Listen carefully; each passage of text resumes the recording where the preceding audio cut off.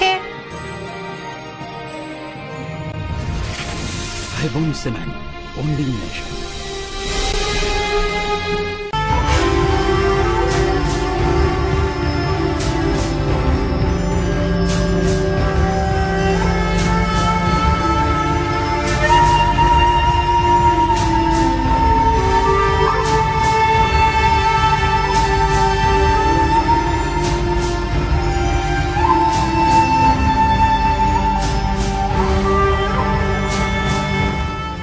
નમસ્કાર દર્શક મિત્રો, સત્યના સમાચારોમાં સદાય ધબકતા 7 ન્યૂઝ નેટવર્કમાં હું પાર્થ પટેલ આપનું હાર્દિક સ્વાગત કરું છું. સૌપ્રથમ જોઈએ આજની મુખ્ય હેડલાઇન્સ. કુખ્યાત પરેશ ડાંગરના ઘર પર અંધાધૂંધ ફાયરિંગ, જમીનનો ડખો કારણભૂત. પાણી પ્રશ્ને કોઠારિયા વિસ્તારની મહિલાઓ રણચંડી બની, પંચાયત કચેરી ખાતે સૂત્રોચ્ચાર. ગોંડલના કૈલાસ કોમ્પ્લેક્સમાં આવેલી ક્રિષ્ના ટ્રેડિંગ નામની દુકાનમાંથી અંદાજે 10 લાખની ચોરી. આજે ઓપન ગુજરાત લોકગીત ભજન સ્પર્ધા 2012નો પ્રારંભ. સમગ્ર ગુજરાત તેમજ મહારાષ્ટ્રથી કલાકારો ઉમટી પડ્યા. હવે જોઈએ સમાચાર વિસ્તારથી. રાજકોટ નજીક આવેલા કુવાડવા પાસેના રાણપુર ગામની જમીન બાબતે બે આહિર જૂથો સામસામે. રાજકોટ શહેર એક સમયે શાંતિપ્રિય શહેર તરીકે ભારતભરમાં પ્રખ્યાત હતું, ત્યારે આજે તેનાથી વિરુદ્ધ અસામાજિક પ્રવૃત્તિઓ અને બેફામ બનેલા ભૂમાફિયા કાયદો વ્યવસ્થા કે પોલીસની જાણે બીક જ ન હોય તે રીતે ગુનો આચરતા ડરતા જ નથી. રાજકોટ શહેર ભૂમાફિયાઓ માટેનું સ્વર્ગ ગણાય છે. અનેક જમીનો બારોબાર વેચી નાખવી અથવા ભર્યા કબજે ખરીદી દાદાગીરીથી ખાલી કરાવવી જેવા બનાવો રાજકોટની પ્રજા માટે કાયમી બની ગયા છે. ત્યારે રાજકોટ નજીક કુવાડવા પાસેના રાણપુર ગામની જમીન પટેલ પાસેથી કુખ્યાત શખ્સ પરેશ ડાંગરે ખરીદી હતી, જે જમીન પર પ્રભાતભાઈ મિયાત્રાનો કબજો હતો. આ બાબતે બંને બળિયા જૂથ વચ્ચે માથાકૂટો સર્જાયા બાદ બીજા બે આહિર શખ્સોની હાજરીમાં સમાધાન થયું હતું અને પરેશ ડાંગરે સમાધાન પેટે નક્કી થયેલ રકમ પણ ચૂકવી દીધી હતી એવું જાણકાર સૂત્રોમાંથી જાણવા મળી રહ્યું છે. પરંતુ સમાધાનના નાણાં ચૂકવી દેવાયા બાદ પણ બંને જૂથ વચ્ચે માથાકૂટ તો ઊભી જ હતી. થોડા સમય પહેલા પરેશ ડાંગરે સામાવાડાના મળતિયા ગણાતા ભીખુ આહિરને માર્યો હતો. આ ઉપરાંત પ્રભાત મિયાત્રાના ઘર પર હુમલો પણ પરેશ ડાંગર જૂથે કર્યો હોવાનું બહાર આવવા પામ્યું હતું. આમ બંને જૂથ વચ્ચે જમીન બાબતનું સમાધાન થઈ ગયા બાદ પણ મનદુખ ઊભું જ હતું અને એકબીજા સાથે સમજી લેવાની તૈયારીમાં બંને જૂથો હતા. ગત રાત્રે પણ પ્રભાત મિયાત્રા અને તેની સાથેના અજાણ્યા શખ્સો પરેશ ડાંગરના ઘેર જઈ અંધાધૂંધ ગોળીબાર કરતા પરેશ ડાંગરની માતા દેવુબેન નાગદાન ડાંગરે પોલીસ ફરિયાદ નોંધાવી હતી. ફરિયાદમાં જણાવ્યા અનુસાર પ્રભાત મિયાત્રા અને તેની સાથેના અજાણ્યા શખ્સો મોડી રાત્રે પરેશ ડાંગરના ઘર પર પથ્થરમારો અને ફાયરિંગ કરી નાસી છૂટ્યા હતા. આ બનાવની ફરિયાદ નોંધી પોલીસ આગળની તપાસ ચલાવી રહી છે. અહેવાલ ધીરેન રાઠોડ, 7 ન્યૂઝ, રાજકોટ. 3:30 વાગે એક કોપીઓ આવ્યો, એમાં 4 જણા હતા અને ફાયરિંગ કરવા માંડ્યા. જ્યારે હું ઉઠી કે ત્યારે એ કોપીઓ બેહીને વયા ગયા. પ્રભાતભાઈ થાતું હતું અને એક વાહે રહી ગયો, એને ઈટનો ઘા કર્યો છેલ્લે. અંધાધૂમ ફાયરિંગ કર્યા. એ કાંઈ ખબર નથી ને કાંઈ ગણાય નહોતા. એ ટાઈમે તો કાંઈ વેચી નથી રહી કોઈને. એ તો રહી ગયા, ભગવાને રાખ્યા. આટલા ફાયરિંગ થાય તો માણસો જીવી કેવી શકે? આ ફાયરિંગ બૈરાવ હોય ને પુરુષોથી ફાયરિંગ થતા જ નથી ને. બૈરાવની શું હાલત થાય આમાં? રાજકોટ શહેરના કાલાવડ રોડ પર આવેલા રવિરત્ન પાર્કમાં પટેલ પરિવારના 2 કલાક બંધ રહેલા ઘરમાંથી 5 લાખની ચોરી.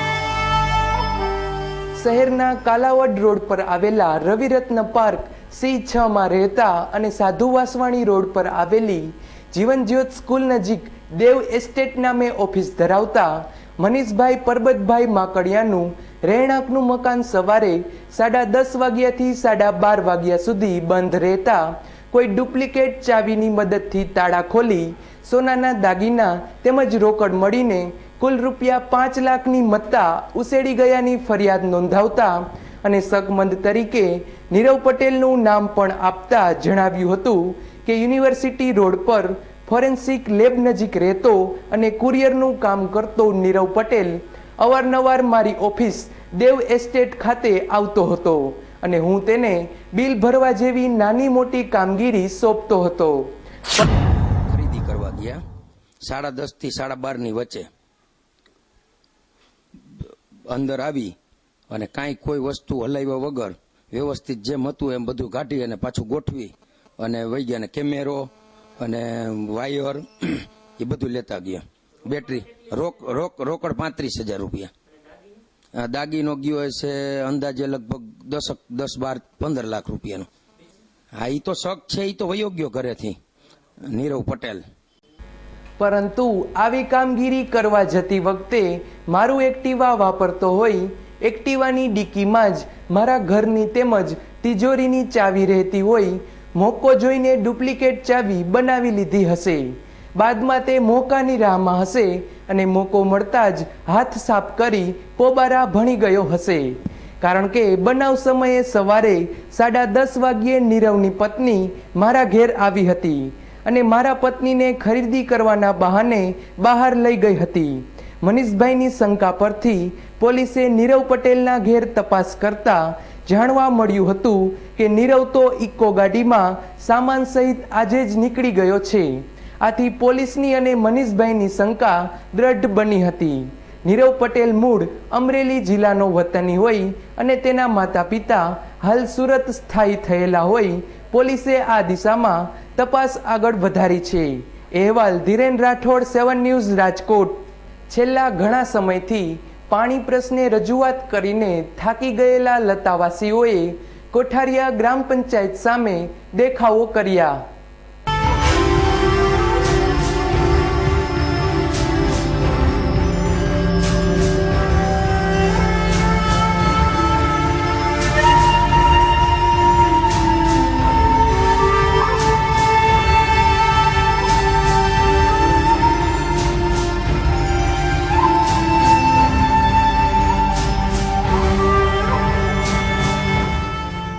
કોઠારિયા ગ્રામ પંચાયતની હદમાં આવતા રસુલપરા, દીનદયાલ નગર વગેરે વિસ્તારના લોકો અવારનવાર રજૂઆત કરવા છતાં પણ છેલ્લા 15 દિવસથી પાણી વિતરણ બંધ હોય રોષે ભરાયેલી મહિલાઓ કોઠારિયા ગ્રામ પંચાયત કચેરી ખાતે ધસી જઈ પાણી પ્રશ્ને રજૂઆત કરી હતી.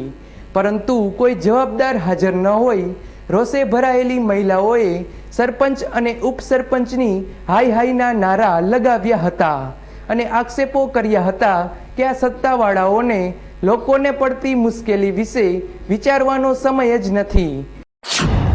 વિસ્તારમાં રહીશી અને અમારો આ 5મો ધક્કો છે અહીંયા પંચાયતે. જ્યારે આવીશ ત્યારે સરપંચ ને ઉપસરપંચ બે ગાયબ થઈ જાય છે અને અમને ચોકલેટ દઈ દે છે કે આજે આવીશી, કાલ આવીશી. આજ 15 દિવસ ત્યાં સખત અમે આટલા 400 બૈરાવ પાણી 15 દિવસ લગી પાણી નથી આપતા. પાણી રોડની, પાણીની, ગટરની બધી તકલીફ છે ને રસુલપરાની અંદર ઈ લોકોને ક્યાં તકલીફ પડે છે એનો અમને જવાબ જોઈશે. માત્ર ચૂંટણી સમયે જ સાચા ખોટા વચનો આપી મત મેળવવા પહોંચી જાય છે, પછી પ્રજાનો વિચાર પણ કરતા નથી. આવા કાળઝાળ ઉનાળાના સમયમાં 15 દિવસ સુધી પાણી ન મળે તો શું હાલત થાય એ સત્તાવાળાઓને વિચારવું નથી અને કોઈ કાર્યવાહી ન થાય એ તો સમજ્યા, પણ જ્યારે રજૂઆત કરવા આવીએ ત્યારે એક પણ જવાબદાર વ્યક્તિ હાજર હોતી નથી. હવે જો અમોને પાણી પુરવઠો પૂરો પાડવામાં નહીં આવે તો અમો જલદ આંદોલન કરતા પણ અચકાશું નહીં એવી પણ ચીમકી આપી હતી. અહેવાલ ધીરેન રાઠોડ, 7 ન્યૂઝ, રાજકોટ. પાણી મળતું નથી, અમે ધક્કા ખાઈ સરપંચ ભેગા થતા નથી. સરપંચ ને કઈ અમને બતાવે કે પાણી દે અને કઈ અમે ઓફિસમાં આવી અમે એને રહી સરપંચ હતા જાય ને અમારી ઘરે આવી ગઈ પાણીની તકલીફ ન કરે રસુલપરામાં અમે 2000 માણસો પાણી વગર તડપી છીએ પાણી વગર અમે કરી હું પાણી અમારા આજ 15 દિવસે પાણી નથી આવતું 2 વાગ્યા સુધી બેઠા હોય રાતના પાણી નથી આવતું હમણાં આવે છે હમણાં તો પાણી વગર જાય ક્યાં અને 15 દિવસે પાણી આવે તો પૂરું પડતું ને પાણી અમે જૂના ટોલ નાકેથી આવી છીએ અહીંયા અને અમારે નળ 20 વર્ષ થયા છે છતાંય હમણાં એક ભાઈ આવીને અને એ નળ તોડી ગયા છે કે ગેરકાયદેસર છે અને અમે 20 ખોયડા ભરી એક નળેથી ને એમાં 3-4 દિવસથી ખાલી આપે છે એમાં અડધી કલાક નથી દેતા પાણી. ગુજરાત પ્રદેશ કોંગ્રેસની સૂચનાથી કમરુભાઈ ભાયાણીની ઓબીસી શાખામાં વરણી કરાતા કમરુભાઈ પર શુભેચ્છાઓનો વરસાદ. કમરુભાઈ ભાયાણીની ઓબીસીના મહામંત્રી તરીકે નિમણૂક કરાતા આજે તિરુપતિ યુવક મંડળ તેમજ લતાવાસીઓએ કમરુભાઈને ફૂલહારથી સ્વાગત કરી શુભેચ્છાઓ પાઠવી હતી. કમરુભાઈ વર્ષોથી કોંગ્રેસ સાથે જોડાયેલા છે અને એનએસયુઆઈમાં મંત્રી તરીકે, શહેર કોંગ્રેસમાં સંગઠન મંત્રી તરીકે અને યુથ કોંગ્રેસમાં મહામંત્રી તરીકે યોગદાન આપેલું છે. આ ઉપરાંત અનેક સામાજિક અને સેવાકીય પ્રવૃત્તિઓ સાથે જોડાયેલા છે. કમરુભાઈની ઓબીસીના મહામંત્રી તરીકેની વરણીને અનેક કોંગી આગેવાનોએ પણ આવકારી છે.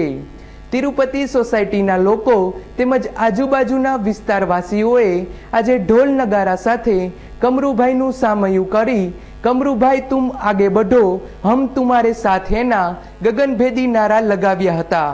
અહેવાલ Dhiren Rathod, 7 news, Rajkot.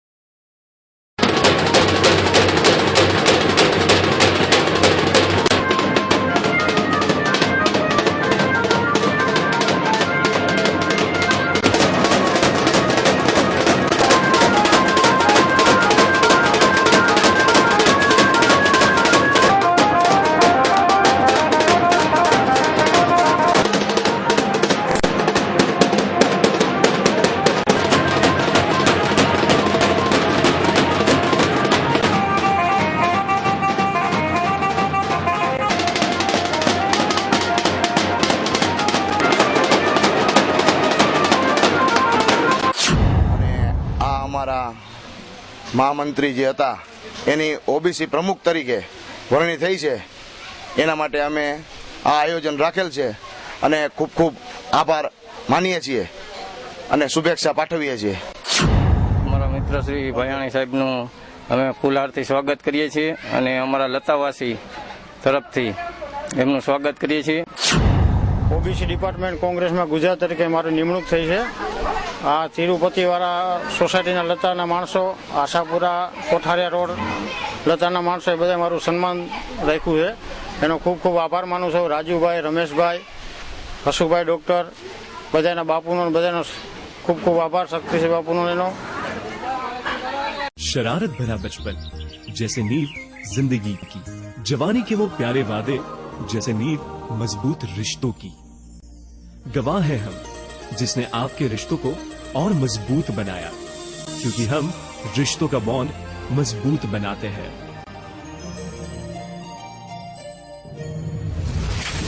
Highbone Cement, bonding nation.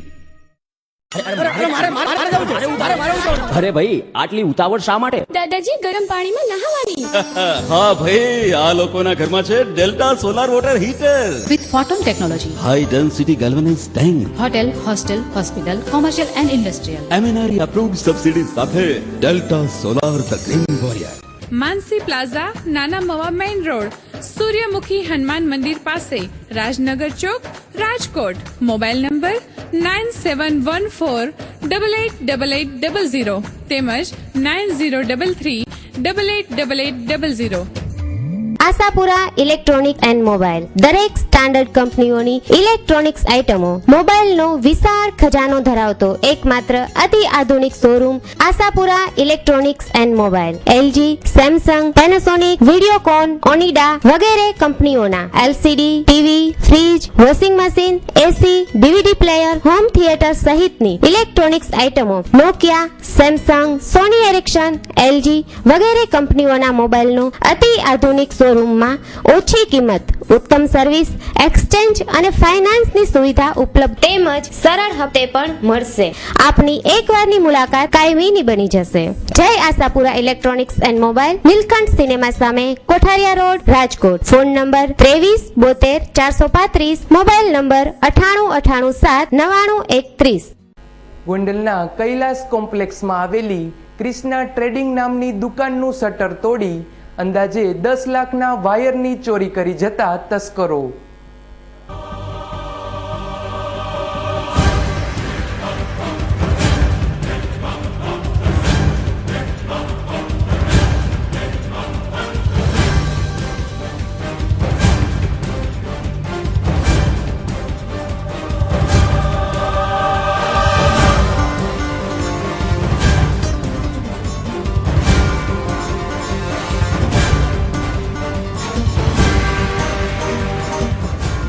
ગોંડલના કૈલાસનગર શેરી નંબર 5માં રહેતા અને કૈલાસ કોમ્પ્લેક્સમાં ક્રિષ્ના ટ્રેડિંગ કંપની નામે દુકાન ધરાવતા કિશોરભાઈ પોપટભાઈ ચાવડાએ નોંધાવેલી પોલીસ ફરિયાદ મુજબ ગત રાત્રે તેઓ પોતાના નિત્યક્રમ મુજબ દુકાન બંધ કરી ઘેર ગયા બાદ મોડી રાત્રે કોઈ અજાણ્યા ઈસમોએ દુકાનનું એક શટર ઉપરથી તોડી અંદર પ્રવેશ કરી બાજુનું શટર અંદરથી ખોલી નાખી દુકાનમાં પડેલા BIC કંપનીના 57 તેમજ રાધે કંપનીના 14 કોપર વાયરના બંડલો અને રોકડા રૂપિયા 15,000 મળી અંદાજે 10 લાખની મતાની ચોરી કરી ગયા હતા. જેની જાણ કિશોરભાઈને સવારે દુકાને પહોંચ્યા ત્યારે થઈ હતી.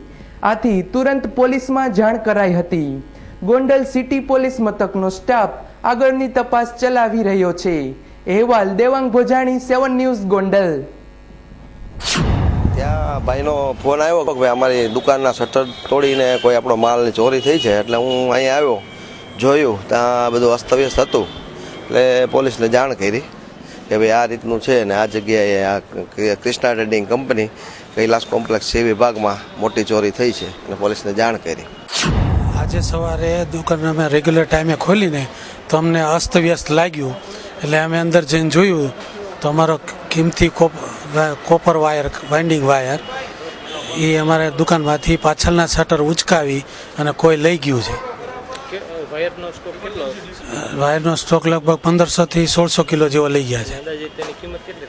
અંદાજિત તેની કિંમત 10 થી 12 લાખ રૂપિયા થાય છે.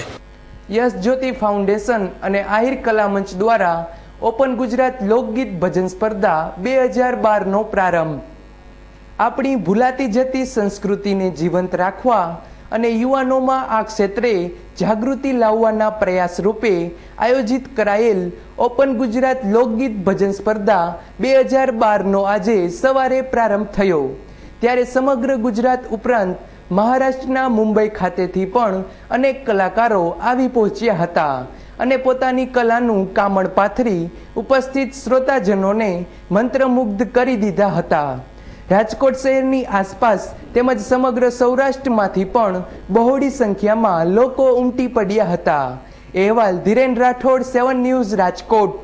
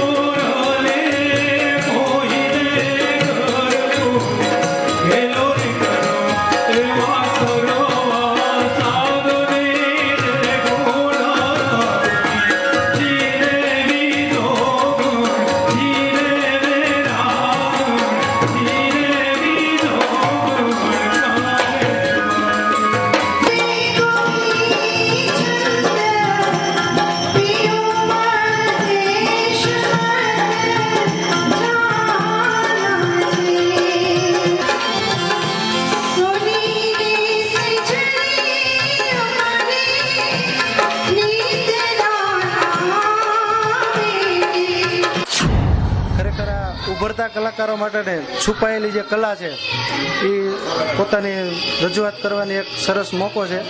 આ યશ જ્યોતિ ફાઉન્ડેશન અને આહિર કલા મંચનું એક સુંદર આયોજન છે.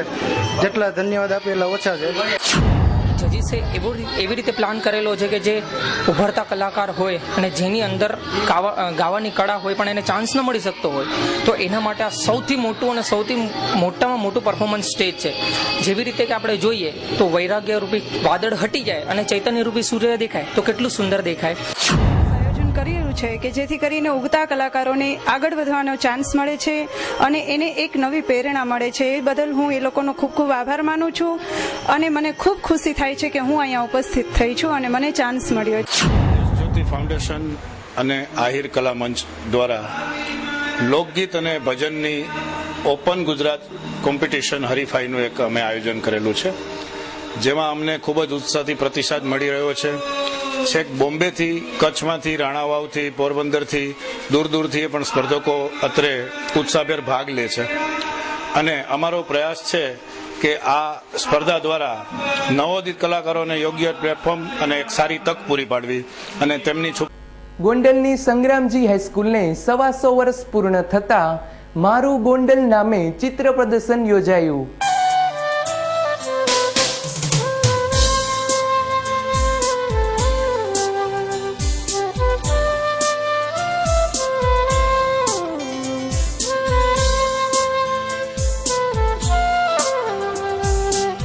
સંગ્રામજી હાઈસ્કૂલને 125 વર્ષ પૂર્ણ થતા અનેક કાર્યક્રમોનું આયોજન કરવામાં આવ્યું હતું, જેને સંગ્રામજી હાઈસ્કૂલ સવા શતાબ્દી ભગવત વનના નામ અપાયું હતું. આ ત્રિદિવસીય કાર્યક્રમ અંતર્ગત ગોંડલના મહારાજા શ્રી જ્યોતિન્દ્રસિંહ સાહેબના હસ્તે શાળાની પૂજન વિધિ તથા સરસ્વતી વંદના કરાયા બાદ મારું ગોંડલ નામે ચિત્ર પ્રદર્શનનું પણ આયોજન કરાયું હતું. આ ચિત્ર પ્રદર્શનમાં ગૌરવવંતા ચિત્રકારોએ ઓઇલ પેન્ટ, એક્રેલિક કલર અને કાપડ પર પેન્ટિંગ કરી ગોંડલને જીવંત કર્યું હતું. કનૈયાલાલ સંધાણી દ્વારા અંદાજે 100 વર્ષ જૂના ફોટોગ્રાફ્સનો સંગ્રહ આ પ્રદર્શનમાં આકર્ષણનું કેન્દ્ર બન્યું હતું. અહેવાલ દેવાંગ ભોજાણી, 7 ન્યૂઝ, ગોંડલ.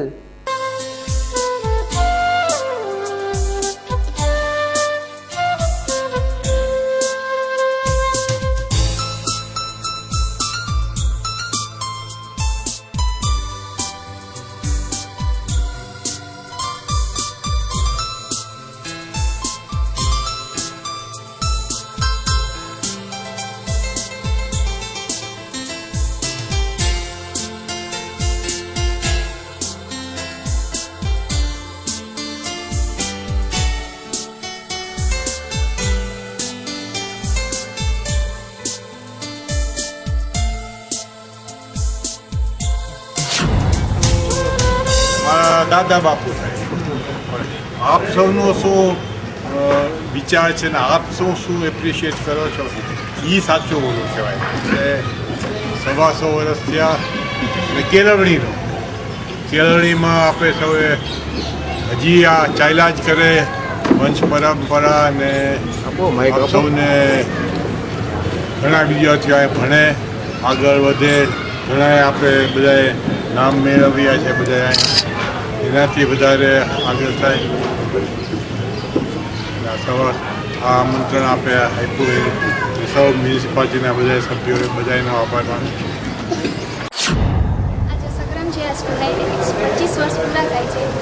તેના 3 દિવસના મહોત્સવમાં ચિત્ર પ્રદર્શન મૂકવામાં આવ્યું છે, જેમાં 8 મહાન ચિત્રકારોના 75 જેટલા ચિત્રો મૂકવામાં આવ્યા છે. અને હું આ ચિત્ર પ્રદર્શન જોવા આવી છું અને માણવા પણ આવી છું. ઘણા સારા છે ચિત્રો.